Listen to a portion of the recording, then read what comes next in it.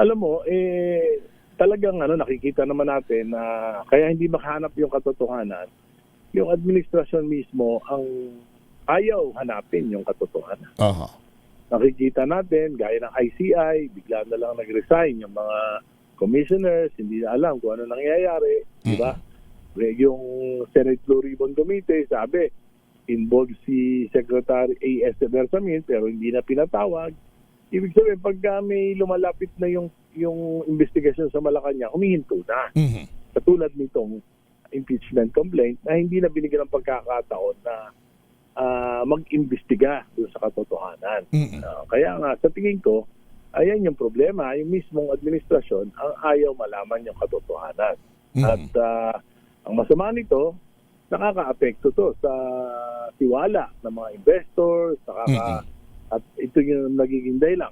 Kaya kita mo ngayon, talagang noong December, 3% yung gross domestic product natin. Ang daming mga walang trabaho. Ang libo yung walang trabaho, maraming kumpanya nagsasara, mahina. Kung wala pang bidding, government spending, bagsak. Diba? Yung dollar peso exchange rate, bagsak. Matakot-takot ang utang natin, 17.7 trillion na. Sinasabi lang ni Secretary Recto, 200 billion daw yung kapos para sa budget natin sa 2026. Nakita mo, yan ay epekto ng kawalan ng tiwala sa pamahalaan dahil nga dito sa hindi ma-resolve yung problema ng korupsyon. And how the government should address that? Lalo na ho siguro yung tiwala ng ating mga kaalyadong... May papakulong, December, wala nang nakulong. Ang nakukulong lang yung mga DPWH.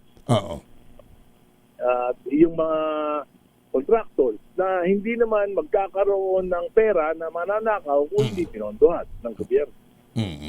At kung hindi bakit pinondohan ng gobyerno yung mga flood control? Samantalang yung sinabmit nilang budget, hindi naman flood control.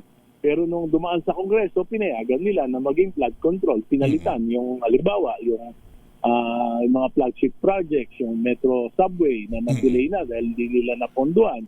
Yung PSR Elevated Rail na hindi nila naponduhan. Dapat may mga 2028, dapat tapos na yung Metro Subway dahil sa hindi nila naponduhan, nilagay nila sa flood control, 2032 na. At magbabayad pa ng halos 20% ang mga Pilipino dahil sa pagkakaantala nito.